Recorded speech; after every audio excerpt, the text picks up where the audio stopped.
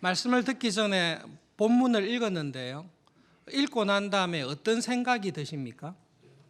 내 짐승에 관한 환상을 이렇게 보고 들었습니다. 그리고 하늘에 관한 환상을 들었습니다. 이 말씀을 딱 듣고 난 다음에 내 마음속에 내 짐승으로 인한 불안과 걱정이 있습니까? 아니면 이 환상을 보고 난 다음에 하나님에 대한 확실한 믿음이 나를 주장합니까? 이것이 오늘 말씀을 생각할 때에 먼저 기억하시면 좋겠습니다. 벨사살 원년에 언제 이 환상을 주셨는가 하면 벨사살 원년에 줬다라고 합니다. 우리가 너무 상세하게 들어갈 필요 없이 벨사살 원년이라는 것은 바벨론이 망하기 10년 전이라고 생각하시면 됩니다. 벨사살의 아버지인 나보니두스는 여전히 강력하게 바벨론을 지배하고 있고, 이 나보니두스의 개인적인 관심으로 테마라는 지역에서 군대를 끌고 가서 잘 지내고 있습니다. 다만 바벨론을 자기의 아들인 벨사살에게 맡겨서 부자가 공동으로 통치하는 10년의 기간이 있습니다. 이 10년의 기간이 마치면 바벨론이 망하는데요. 벨사살 원년이니까 그냥 배경을 생각하실 때 아직까지 바벨론이 강력하다, 바벨론이 망하거나 무너질 상황이 전혀 아니다. 그리고 하나님의 나라는 이미 폐허가 되고 예루살렘 성전은 불타 없어져 있는 그런 상황입니다. 그런 상황에 하나님께서 하나님의 나라의 백성으로 살아가는 다니엘에게 환상을 주신 것입니다. 한 가지 기억하셔야 될 것은 하나님께서 이전에도 환상을 주셨는데요. 그거는 이방의 왕에게 환상을 주셨습니다. 느부갓네살에게 신상의 환상을 주시고 세상의 중심에 서 있는 나무에 관한 환상을 주셨습니다. 그런데 지금 이 환상은 7장 이후의 환상은 이방의 왕들, 세상을 다스리는 제국의 왕에게 주시는 환상이 아니라 하나님 나라의 백성에게, 구약의 교회에게 주시는 환상입니다. 그래서 하나님께서 다니엘을 통해서 이런 환상을 주실 때에 어떤 의도로 주셨을까? 하나님의 나라가 망하고 이 세상은 짐승과 같은 바벨론이, 페르시아가 강력하게 지배하고 있는 이 상황 속에서 살아가는 하나님의 백성들, 교회를 향해서 환상을 주셨는데요. 하나님께서는 무엇을 교회에, 무엇을 하나님의 자녀들에게 말씀하고 싶어 하는가, 그것을 염두에 두면서 살펴보도록 하겠습니다. 환상의 내용을 자세히 보시면 크게 두 부분으로 나누어져 있습니다. 한 부분은 이 땅에서 일어나는 일을 환상으로 보여주고 있고, 후반부는 하늘에서 일어나는 일들에 대해서 환상을 보여주고 있습니다. 먼저 땅에서 일어나는 일들에 대한 환상을 살펴보시면 짐승들이 판을 치고 있습니다. 근데 환상의 핵심적인 내용은 이것입니다. 땅에서 벌어지는 모든 일들을 봤을 때 이 땅을 지배하는 것은 바다에서 나온 강력한 짐승들이다. 느부갓네살의 꿈에 의하면 이 세상을 지배하는 것은 바벨론 제국, 페르시아 제국, 알렉산더의 헬라 제국, 로마 제국, 하나님의 나라는 온데간데 없고 이미 폐허가 되고 망해 있으니까요. 이 세상을 군림하고 세상을 통치하고 좌지우지하는 것은 세상의 제국들입니다. 다니엘의 환상을 통해서 땅에서 벌어지는 일을 봤습니다. 짐승들이 판을 치고 있습니다. 그리고 그 짐승들이 하나같이 무섭습니다. 첫째 짐승은 사자가 아니라 사자처럼 생긴 짐승입니다. 근데 사자에게 독수리의 날개가 달려 있습니다. 영화 가운데 때때로 말씀을 이해하기 위해서 영화를 잔혹 보셔야 되는데요. 고스트 앤 다크니스라는 실화를 바탕으로 한 영화가 있습니다. 아프리카에서 사람들을 죽였던 그 전설적인 사자 2마리에 관한 영화가 있습니다. 동물원이나 그냥 텔레비전에서 보는 사자가 아니라 그 영화를 보시면 진짜 무섭구나. 동물원 사자하고 붙으면 나도 이길 수 있을까? 이길 수 있지 않을까 이런 헛된 생각을 하는데요. 그 영화를 보시면 사자를 만나면 확실히 죽구나, 죽을 길밖에 없구나, 그런 힘이 세고 강력한 짐승입니다. 그런데 그 사자가 날개까지 가지고 있습니다. 그러면 이 사자 만나면 피할 길이 없습니다. 확실하게 이 사자에게는 굴복당할 수밖에 없습니다. 둘째 짐승이 또 나왔는데 이 곰처럼 생겼습니다.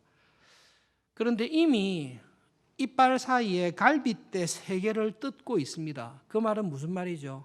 이미 3명을 해치워서 먹어치웠다라는 말씀입니다. 그냥 곰이 조용히 나온 게 아니라 이미 나와서 죽여버리고 자기가 실은 먹이를 죽여버리고 이빨에 이미 그 갈빗대 전리품이 있습니다. 게다가 일어나서 더 많은 고기를 먹으라는 말을 듣고 있습니다. 이 곰과 같은 제국이 자기 원하는 대로 약한 것들을 해치고 군림하겠구나라는 두려움이 있습니다. 셋째 짐승은 표범과 같은데요. 머리가 4시 달린 표범입니다. 하나도 무서운데 둘도 기분 나쁜데 머리가 4가지 달려 있으면 기분이 안 좋습니다. 약탈하는 일에 4배나 약탈할 것 같습니다. 게다가 날개가 4개나 달려 있습니다. 표범이 아무래도 빠른데 4개의 날개를 가지고 날아다니면 이거는 원 없이 약탈하겠구나. 더 무서운 환상을 봤는데 넷째 짐승입니다. 다니엘도 상당히 무서워했습니다. 너무너무 무서워서 이 짐승을 어떻게 묘사할 수 있는 짐승이 없습니다.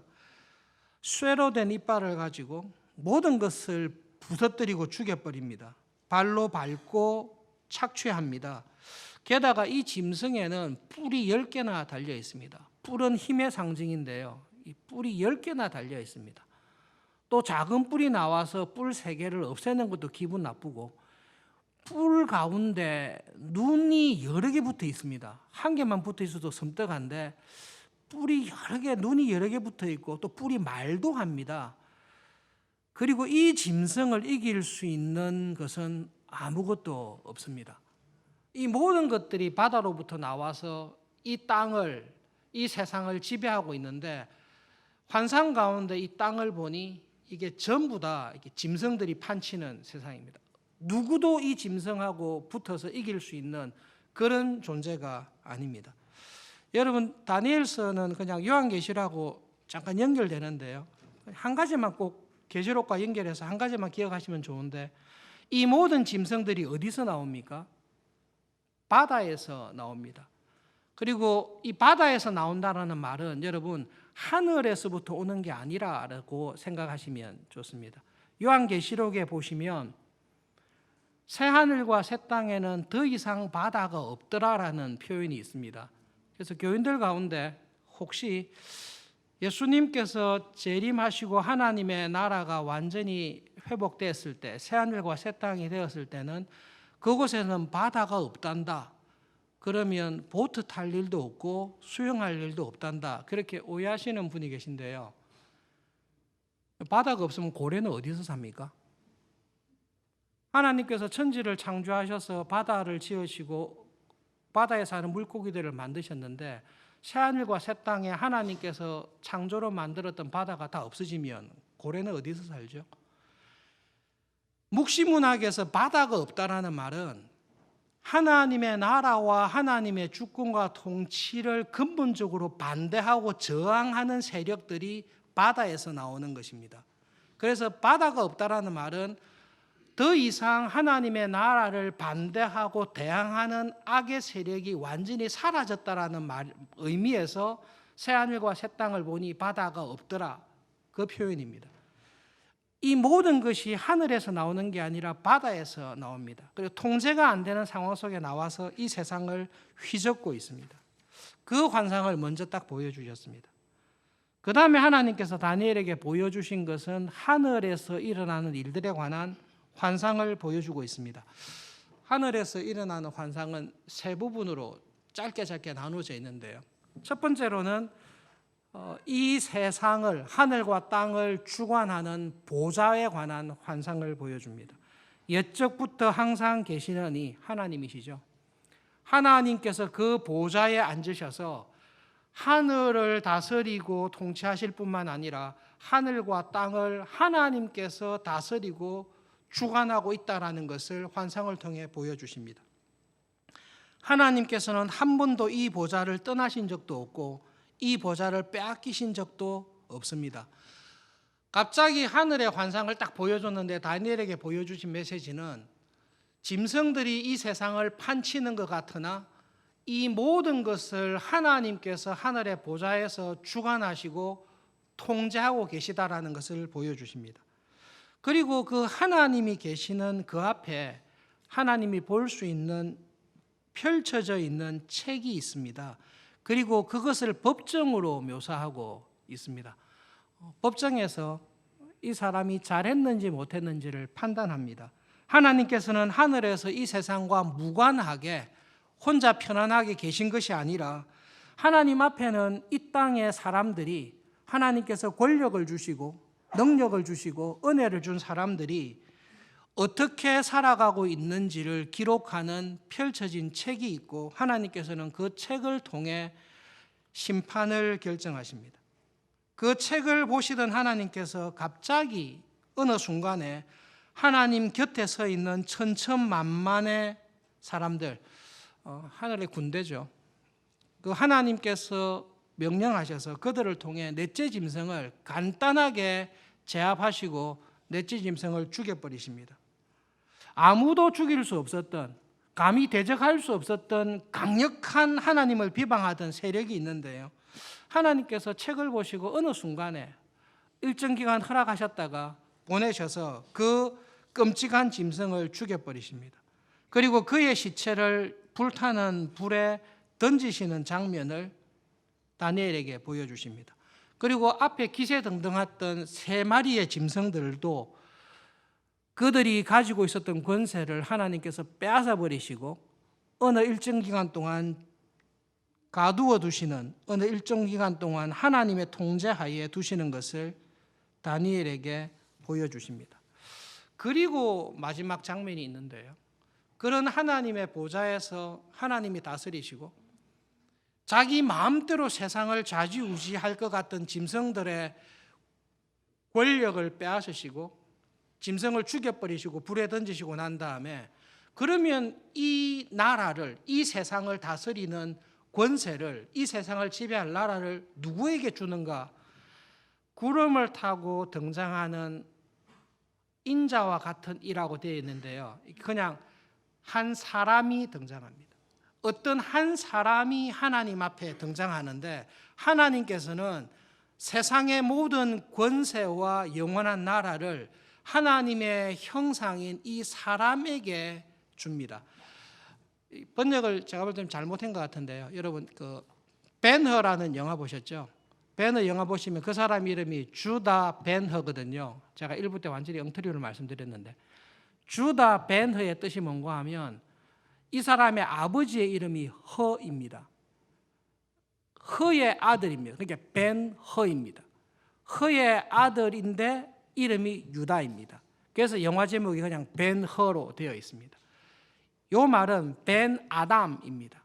아담의 아들입니다. 그 말이니까 사람이에요. 지금 땅에서는 짐승들이 판을 치고 있는데 정확하게 이야기하면 하나님의 형상을 잃어버리고 마치 짐승들처럼 자기들이 원하는 것을 추구하며 살아가는 사람들이 세상의 권력을 잡고 통치를 잡고 포악과 강포를 행하면서 살아가고 있습니다. 그러나 하나님께서는 하늘의 권세와 이 땅의 권세를 누구에게 주는가 하면 참 하나님의 형상을 가지고 있는 어떤 한 사람에게 이 땅의 모든 권세를 넘겨주십니다. 그리고 이 아들이, 이 사람이 하나님께로부터 권세를 받고 나라를 세우는데 이 나라가 영원한 나라가 되는 것입니다. 그것이 하나님께서 다니엘에게 보여주었던 환상의 전체적인 내용입니다. 결론적으로 이 환상을 딱 봤을 때, 환상을 봤을 때에 감당할 수 없는, 통제가 안 되는 강포와 폭력을 휘두르는 4마리 짐승으로 인해 염려와 두려움이 내 마음에 있습니까? 아니면 하늘의 보좌에서 이 모든 것을 주장하시고 이 모든 것을 통제하시고 정하신 때에 개입하셔서 심판하시고 멸망시키시고 하나님의 나라와 이 땅의 권세를 사람에게 주시는 그 하나님으로 인하여 든든하고 힘이 없습니까? 어느 쪽입니까? 여러분, 다니엘서 1장부터 6장까지 모든 기록을 다 이야기해 놓고 난 다음에 그 다음에 하나님께서 교회를 향해서 7장부터 환상을 쫙 보여주십니다. 이것은 요한계시록의 구조하고 거의 똑같습니다. 하나님께서 다니엘에게 보여주시는 것은 간단하게 네가 볼 때 이 세상은 포로로 잡혀와서 믿음으로 살았던 너의 모든 인생이 짐승들이 통치하는 나라에서 네가 이길 수 없는, 네 힘으로 감당할 수 없는 불법하고 불의한 가운데서 살아가는 것 같지만 이 모든 짐승을 누가 주장하십니까? 하나님께서 주장하십니다. 이 짐승의 등장이 바다에서 마음대로 나오는 것 같고 자기 원하는 대로 권력을 휘두르는 것 같지만 이 모든 짐승들의 시작과 결말과 종국을 누가 주장하시는가 하면 하나님께서 주장하십니다. 그리고 하나님은 하늘의 권세와 이 땅의 권세를 결코 빼앗기지 아니하시고 하나님의 나라에 하나님의 백성들에게 주실 것이라는 것을 이 환상을 통해서 우리에게 말씀하고 있습니다. 환상을 쭉 공부하면서 자연스럽게 철로역정으로 넘어가게 됐습니다. 여러분, 철로역정을 읽다 보시면 겁쟁이와 불신이라는 사람이 나옵니다. 언제 등장하는가 하면 사자를 만나기 전에 이 겁쟁이와 불신을 기독씨가 크리스찬이 만나게 됩니다. 구원을 받아서 하나님의 나라를 향해서 쭉 가고 있습니다. 가고 있는데 갑자기 저 앞에서 두 사람이 허겁지겁 도망오고 있습니다. 그래서 크리스찬이 물어봅니다. 아니, 하나님의 나라와 하나님의 말씀대로 살려면 앞으로 가셔야 되는데 왜 반대 방향으로 도망오고 있습니까? 겁쟁이가 이렇게 이야기합니다. 우리도 시온성을 향해 길을 나섰는데 가면 갈수록 점점 더 위험한 것들을 만납니다. 지금 만나는 것은 가다가 우리 죽을 것 같습니다. 앞에 두 마리의 사자가 있는데 이거는 갈 수 없어서 우리가 살기 위해서 되돌아오는 것입니다. 겁쟁이가 이야기를 했습니다. 이 겁쟁이와 불신은 함께 가는데요. 이 겁쟁이가 자라서 불신을 하게 되었습니다. 이 불신은 여러분, 불신은 아무것도 안 믿는다라가 아니라 여러분, 불신을 갖고 있는 사람은 확실한 믿음이 있습니다. 신자에게도 확실한 믿음이 있는데 불신을 갖고 있는 사람도 확실한 믿음이 있습니다. 불신은 자기가 가지고 있는 확실한 믿음을 기독씨에게 이렇게 이야기합니다. 맞습니다. 바로 우리 앞에 사자 두 마리가 길 가운데 누워 있습니다. 그놈들이 잠들었는지 깨어 있는지 확실히 알 수 없지만 우리가 가까이 다가가기만 하면 금방 달려들어서 우리 몸을 갈갈이 물어 뜯어 버릴 것만 같습니다. 이것이 불신이 갖고 있는 믿음입니다. 이때까지 하나님의 구원의 은혜를 가지고 믿음으로 살아왔습니다. 그런데 내 인생을 돌아보니 가면 갈수록, 믿음으로 살아가면 갈수록 어려움이 점점 더 커집니다. 내가 만난 짐승은 내가 싸워 이길 수 있는 짐승이 아닙니다. 내가 처해 있는 상황은 내 혼자 믿음으로 산다고 해서 이길 수 있는 세상이 아닙니다. 정말로 믿음으로 말씀으로 살아가는데 가면 갈수록 문제만 많고 어려움이 많고 내가 견딜 수 없는 환경에만 처하게 됩니다. 이 두려움이, 이 겁이 자라서 불신이라는 믿음이 됐습니다. 이때까지는 용케 피해왔는데 이번에는 확실히 죽는다. 갈갈이 찢어져 죽어서 죽을 것이다 라는 불신을 가지게 되었습니다. 환상을 봤습니다. 뭐만 눈에 보이죠? 짐승들만 눈에 보입니다. 하나님께서 환상을 딱 보여주셨는데 기억에 남아있는 것은 짐승들밖에 없습니다. 저 짐승이 자기 마음대로 행하고 저 짐승에 빌붙지 않으면 살아남을 길이 없을 것 같은 두려움이 마음을 지배하고 있습니다. 그때 문지기가 크리스찬을 향해서 이야기합니다. 잘 보십시오. 저 두 사자를 잘 보십시오. 두 사자는 자기 힘으로 끊을 수 없는 쇠사슬에 묶여 있는 것을 잘 보십시오. 그리고 저 두 사자 사이에 나 있는 하나님의 나라를 향해 가는 그 길 중앙으로 두려워하지 않고 그 길을 따라오시면 두 사자는 절대로 당신을 해칠 수 없습니다. 아무리 사자가 힘이 세더라도 그를 묶고 있는 쇠사슬을 끊을 수 있는 힘은 하나도 없습니다. 문지기가 크리스찬을 향해서 조언을 합니다. 가만히 들여다보니 묶여 있습니다.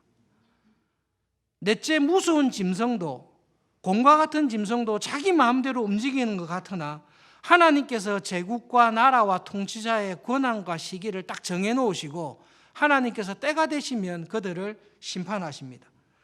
그 믿음을 가지고 그 조언을 가지고 자세히 살피고 난 이후에 크리스찬은 그 사자들 사이에서 뚫고 하나님 나라를 향해서 가게 됩니다.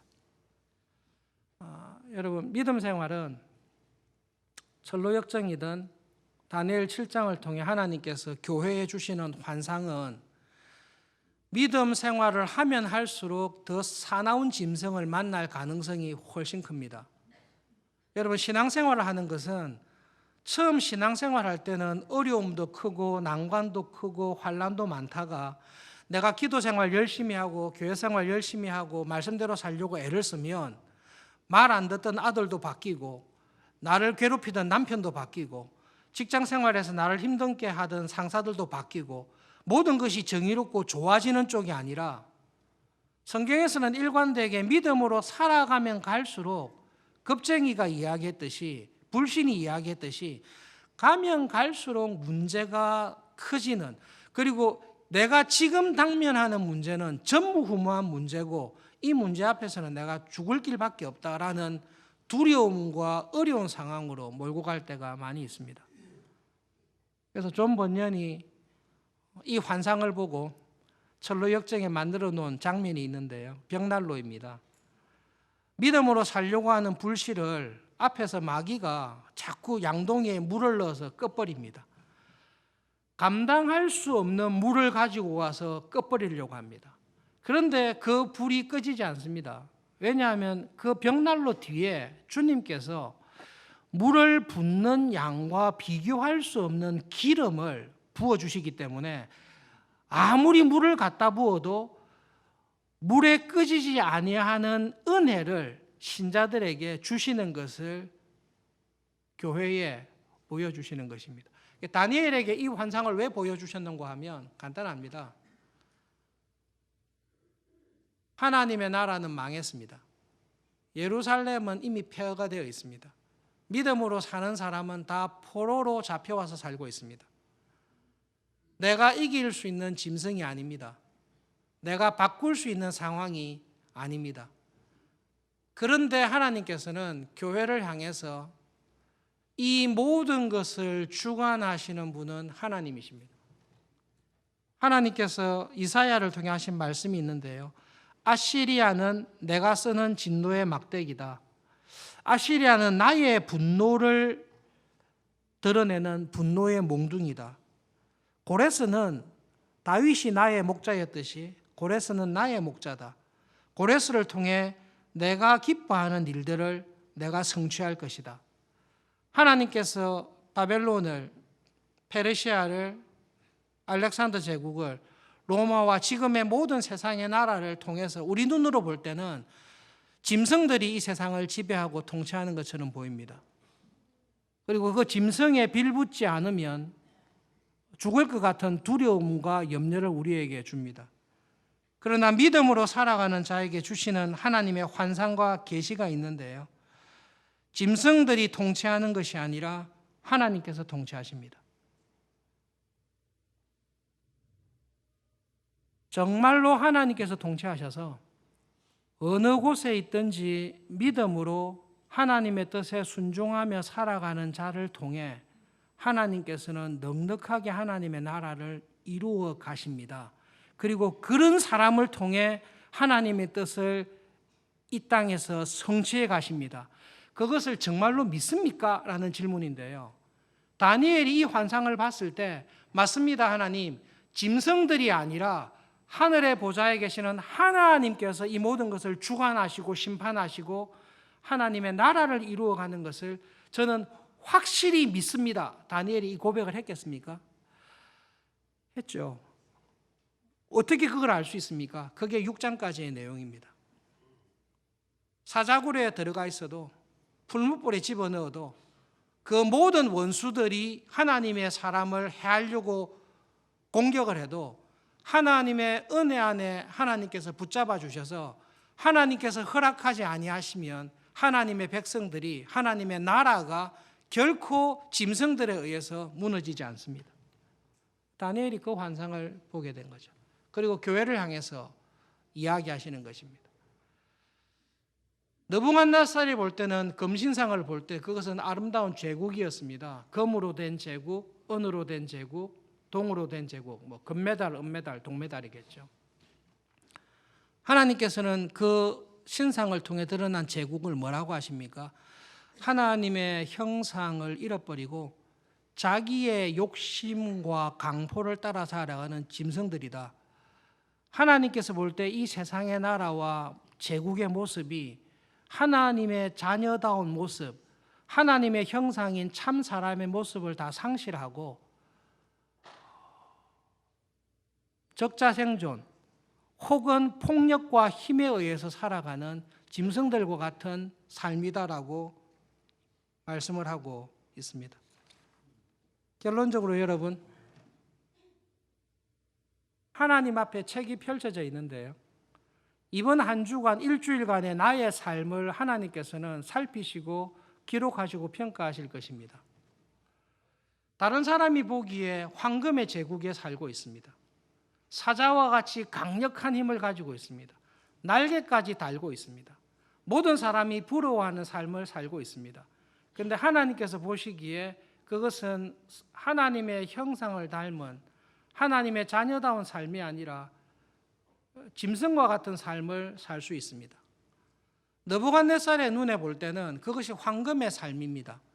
이것보다 더 영원하고 행복한 삶은 없습니다. 그러나 하나님께서 보시기에 바벨론의 제국의 황금의 나라에 살고 있는 사람은 그냥 짐승과 같은 삶을 살고 있습니다. 하나님의 자녀들은 하나님의 형상을 따라 하나님의 뜻을 이루는 믿음의 선한 싸움을 살아가는 것이 그것이 교회를 향하신 하나님의 부르심입니다. 쏘고시면 안 됩니다. 두려워하셔도 안 되지만 쏘고셔도 안 됩니다. 저쪽에 빌붙어서 살면 내 삶이 황금의 제국처럼 은의 제국처럼 영화롭고 성공할 것이다라는 그 말에 하나님의 형상을 다 잃어버리고 살아가는 것, 하나님 보시기에 짐승처럼 살아가는 것하고 똑같습니다.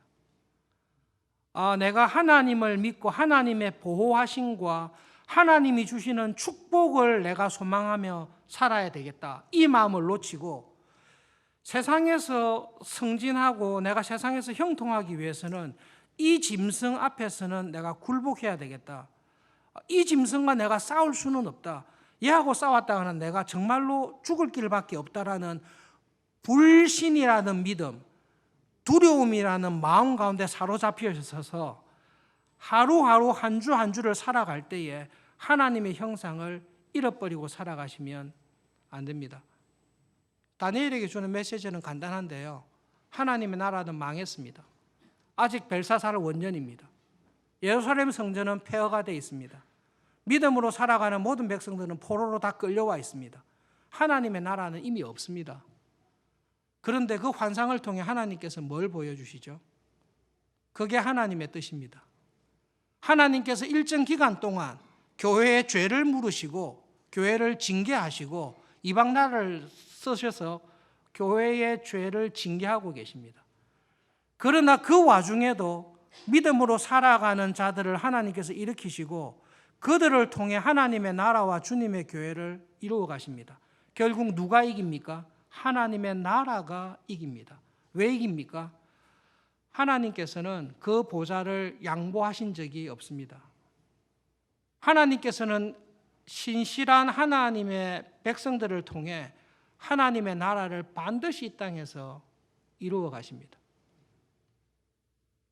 살아가시는 동안에 이번 한 주간 지내시고 이 땅에서 살아가시는 동안에 하나님, 내가 어떤 상황에 있든지 내 앞에 당면한 문제가 어떤 문제인지 간에 이 모든 것을, 짐승들조차도 이 모든 것을 주관하시는, 내 인생을 주관하시는 분이 하나님이신 줄을 믿습니다. 내가 볼 때 저 사람을 내가 이길 수가 없습니다.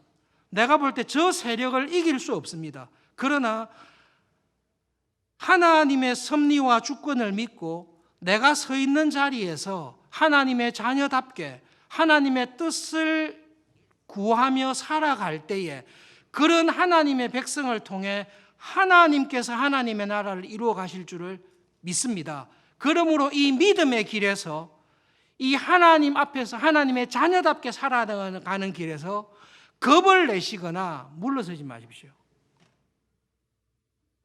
하나님께서 교회에 순교자들을 주십니다. 순교자들을 말 뜻이 고백을 하는 건데요. 순교자들이 고백하는 게 뭔가 하면, 나를 죽여도 좋습니다. 내가 죽는다고 해서 하나님의 나라가 망하지 않습니다. 나는 어느 정도로 믿는가 하면 나의 생명을 빼앗아 간다 할지라도 하나님의 나라가 영원하고 하나님의 뜻을 행하는 사람이 결국은 이긴다는 것을 믿습니다.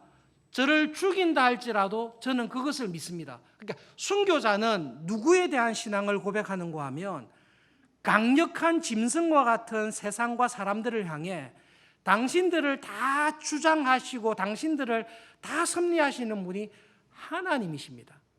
그것을 고백하는 순교자들을 하나님께서 환난의 시기에 주십니다. 요한계시록을 보십시오. 성도들 가운데 몇 명이 죽습니다. 왜 죽습니까? 하나님께서 허락하십니다.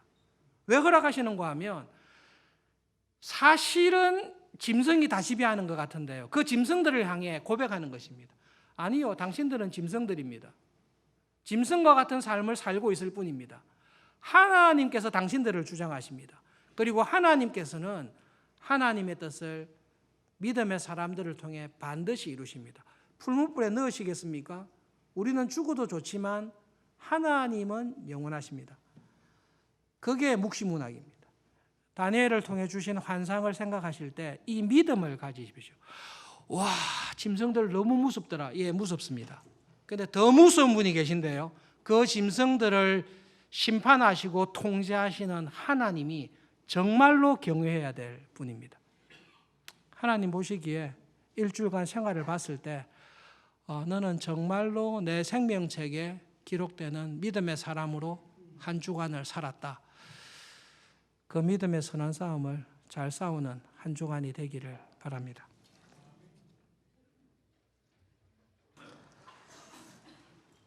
하나님 아버지, 하나님의 나라는 패망하고 하나님을 예배하던 성전은 황폐하게 되고 하나님을 믿는 신실한 자들은 이방 나라의 전리품으로 포로로 평생을 살고 있습니다.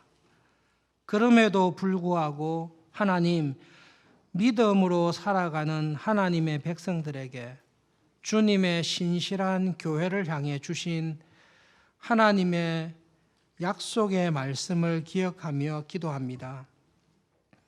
하나님, 이번 한 주간 이 세상을 살아갈 때에 우리 주위의 사방에 허락하신 짐승들로 인해 두려워하거나 물러서지 않는 은혜를 주시기를 기도합니다. 그 모든 것을 주장하시는 하나님을 바라보며 하나님 나라의 백성답게 하나님의 뜻이 이루어지기를 기도하며 순종하며 살아가는 하루하루가 되도록 성령 하나님 은혜를 주십시오. 하나님 아버지, 하나님께서는 하나님께 신실한 거룩한 교회를 통해 하나님의 나라를 이루시고 이 땅에 은혜 베푸시는 줄을 믿습니다. 하나님께서 쓰실 만한 거룩한 순결한 교회로 하나님의 뜻을 이루시는 일에 쓰임받는 교회로 하나님 저희들의 삶을 사용하여 주시고 써 주십시오. 주일마다 하나님 앞에 나와 예배를 드릴 때에 믿음으로 살아갔던 믿음의 열매를 들고 매주 하나님 앞에 나올 수 있도록 성령 하나님 저희들을 붙잡아 주시고 은혜를 주십시오. 예수님의 이름으로 기도합니다. 아멘.